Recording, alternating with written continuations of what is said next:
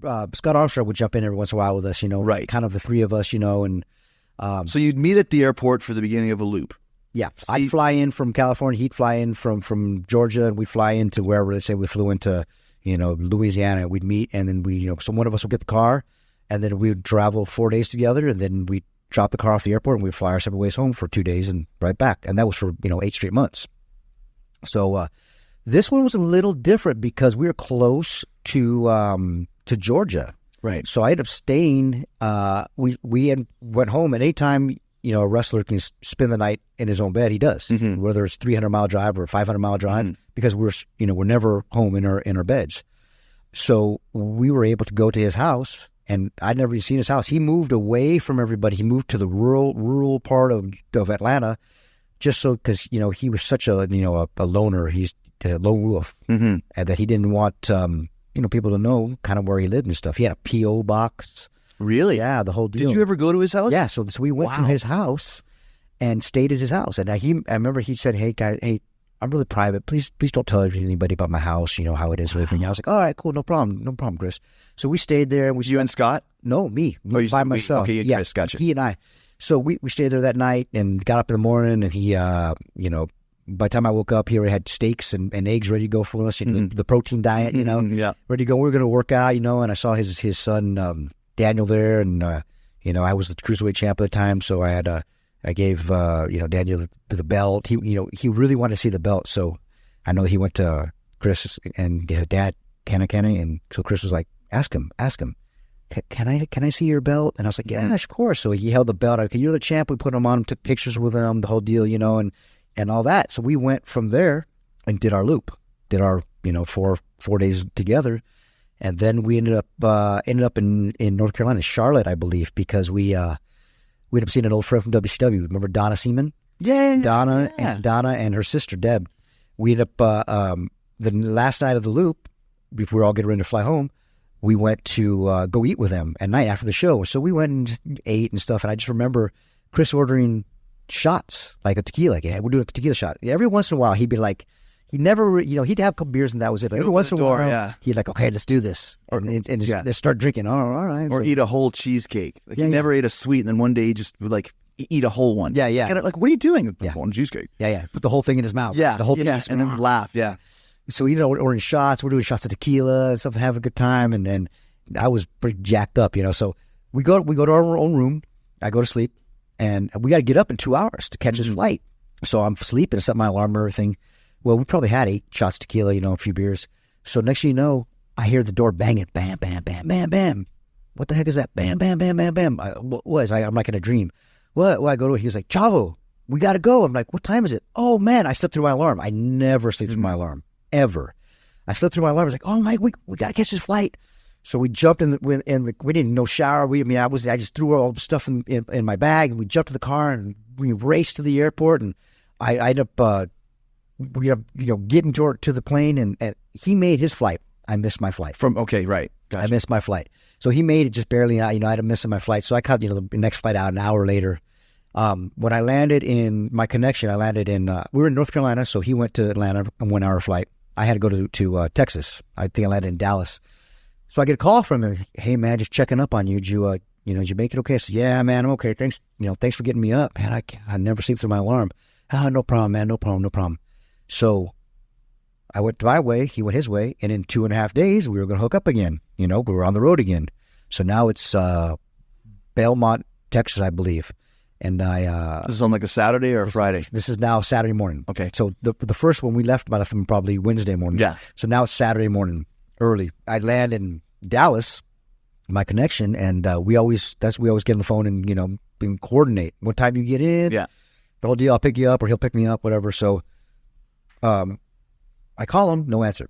Then all of a sudden I get a call from him. And he's like, call right back. "Hey, Chavo, hey, what's up, man?" And he sounds just off. I'm like, "Man, you okay?" He's like, "Yeah, I'm cool, man. Just really bad. A really, really just bad weekend. I just, Daniel and Nancy are sick, his wife, and, So you're actually talking to him at this point. I'm talking to him, yeah. And this is basically after he's probably killed his wife. Yes. Yeah. Yes. They're sick, they're not feeling good. And I'm like, all right, cool. And, "Well, you coming in?" "Yeah, I missed my flight." I missed my flight, but don't worry, I'm gonna catch another flight and I'll be there. Okay, I go, just call me when you get in and I'll pick you up. No matter what time it is. We were landing in Houston. I had to drive to Belmont, and I was like, don't worry about it. We're late. No, I'll wait for you. Okay. So he gets getting ready to get off the phone, and he goes, he makes a point of it stops. He goes, Chavo. I go, yeah. And he goes, I love you. I said, I love you too, man. Wasn't too off kilter, because we always tell each other we love each other. Yeah. But this was really forced. It was not forced. It was really like made a point of it. It was like, hey man, okay, I love you, brother. Okay, no, it was like, Chavo, I love you. I want you to understand this. Basically, if you don't forget this. Coming from a man with very few words. Yeah. I was like, all right, I love you too, bro. So I hung up, and I thought, that was strange. So I called him right back, and I go, hey man, are you all right? I'm fine, man. Like I said, I just had a real hard weekend, and just real hard weekend, and I had to go take him, Daniel and Nancy to the hospital, and I'm like, oh, okay, man. Well, I'm here. Okay, man. Okay, cool. So then hung up, and that was the last I actually talked to him. I guess he'd called Scott Armstrong too. He and I hooked up. Scotty, we hooked up, and we ended up driving, waiting for Chris. No call. I'm calling. Hey, dude, did you miss your flight? Did you make your new flight? No call, no answer. Okay, well, I guess we got to drive. Well, if we got to come back, we said if we got to come back and go pick him up, we will. So we went to the show, and the agents were asking, "Where's Chris? Where's Chris?" This is a house show. Right. House show. Where's Chris? Next day was a pay-per-view. Yeah. In Houston. Well, I'm like, I don't know, man. I don't know. He missed his flight. He's gonna. Okay. So we drive to Houston the next day. Me and Scotty. And still no word. Still no from Chris. We're calling him. Okay, nothing. I get some texts on my phone at probably 5 a.m. and I get text from Chris. So you wake up in the morning, you've got not even before. It woke me up before the 5 in the morning. So I look at the my text, and I'm like, that's weird. It says the dogs are in the enclosed pool area. The garage door is open. I looked at it. I was like, well, that's weird. Is this one of those texts you get? Sometimes you get texts, from 3 days ago, you never delivered, and then all of a sudden you got a text.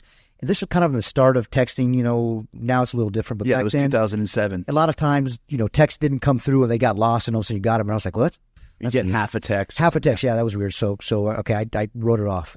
Then I get another text from Nancy's phone, from his wife's phone, and it said the same thing, the same text. That's really weird. Okay, whatever. I kind of wrote it off. So then I had to get up in 2 hours. So I got up. I go downstairs to meet Scotty Armstrong, and I look at him. I go, "Did you get anything weird last night happen?" And he goes, "Yeah, I got some weird text from Chris." I said, "Me too. Did it say this?" He goes, "Yeah." So we call Chris. No answer. That's weird. So we go to the pay-per-view. Chris isn't showing up. And they're asking us, where's he at? I'm not sure. We're not sure where he's at. Now we're covering for him. We think maybe, blatantly lying for him now. Yeah. We're blatant, whatever. We're just covering from him. No, I haven't heard from him. I don't know what's going on. Okay, great. Didn't tell us anything about the text, nothing. Did you feel something was going on weird at this point? Something was going on. And I remember Arn Anderson saying, this is later on in the day, because he was supposed to wrestle the pay-per-view. He was supposed to wrestle for the title. The ECW championship against CM Punk. He was supposed to wrestle him, and this is a big match. Mm-hmm. And I remember Arn Anderson saying, you know what, if Benoit didn't show up with no word, he's either has just taken off to like Alaska and he's going to be like a merchant marine or something, or he's dead basically.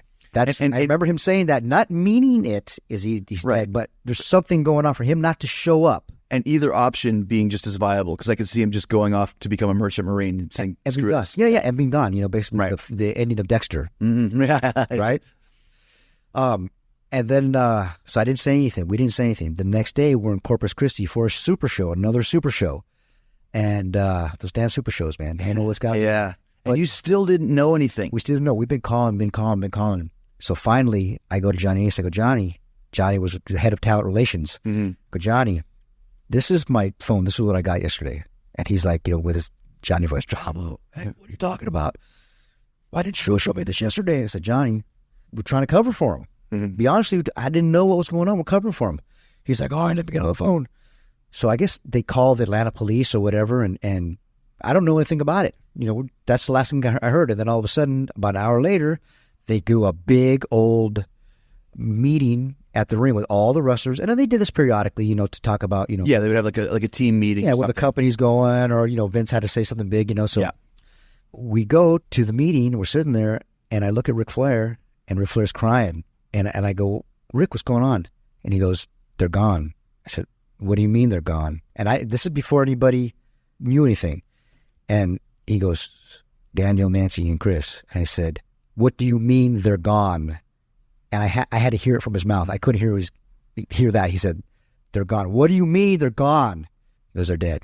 Just now, right now, my heart just dropped again. Mm-hmm. That's what I felt. I was like, and Vince hadn't announced it to everybody yet. And I'm sitting there next to everybody, and I just put my head down and was like, what? Well, are you kidding me? This is 2 years or a year and a half after Eddie died. Yeah. You know, I had another friend. This happened to another friend of mine. I was like, what are you talking about?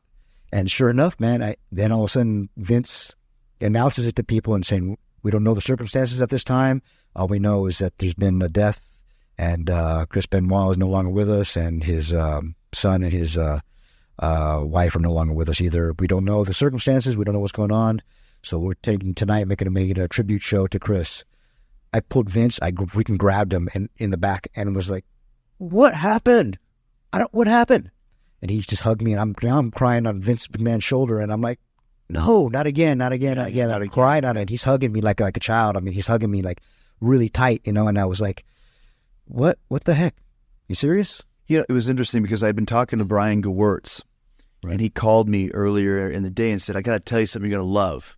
Because what I found out afterwards that Bruce Campbell was originally going to be on the show, because that show was a funeral for Vince, who had just been blown up. That's right. And they had Bruce Campbell, who's, you know, from Evil Dead, and, you know, the actor, and I'm a big fan. He's got something I got to tell you. He left a message. Yeah.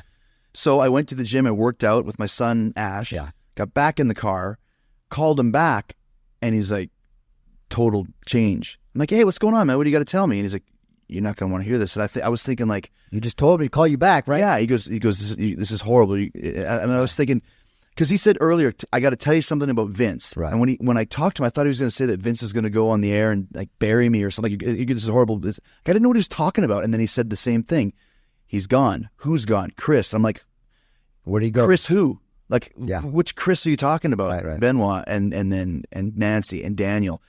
Same thing with me. Huge whale. I remember my son, I'll never forget it. He goes, Daddy, you cry funny, because I had to pull over on the side of the road. Yeah. And it was like you said, he just like, all three of them? Right. And like, what, did they have carbon monoxide poisoning? Did they have food poisoning? At the point in time, nobody knew anything. There was no details. What were the boys saying? Were the speculation? What was it? There was nothing. We didn't know. We're like, what do you mean he's gone? What happened? We don't know. He's gone. We didn't know. Yeah. And that's the thing. And then when you actually did find out what had happened, it's still to this day, we still don't know what happened. And there's really still don't know what happened. And then once you actually found out what really happened, that, you know, the details behind it with, you know, Nancy being, you know, killing him and killing his son and then hanging himself, we're like, that's not the guy we knew. That's just not the guy we knew. Yeah. And then there's so many, you know, like we said, we'll never know for sure. I still think that it's the concussion thing. Sure. The definitely could. Hardening of the brain. Absolutely. You know, I'm actually going to have Chris Nowinski on to talk to him about it. He's great. He actually studied Benoit's brain. He helped me when I had my big concussion, because the doctors didn't know anything. Yeah. They're just like, there was no protocol. It was not like when I tore my bicep, they were like, hey, okay, you're in a sling for 4 months. And right. No, it was like, well, I go, when can I go back to work? Well, when you feel better. Well, Chris calls me and Nowinski calls me and really, really, you know, I think, like you said, I think it was maybe one of the first times this had ever happened. And now, with all the research that's been done, if there was symptoms or signs, you would know about it. But back in 2007, I think Chris's case might have been the very first. Hey, we'll never know for sure, but it gives me some kind of closure that I can at least believe that my friend just didn't go completely insane for no reason. Sure. At least that gives me a reason. I know. And I feel your pain. And it could have just been easily one of us with all the amount of pain we've done and all the damage we've had.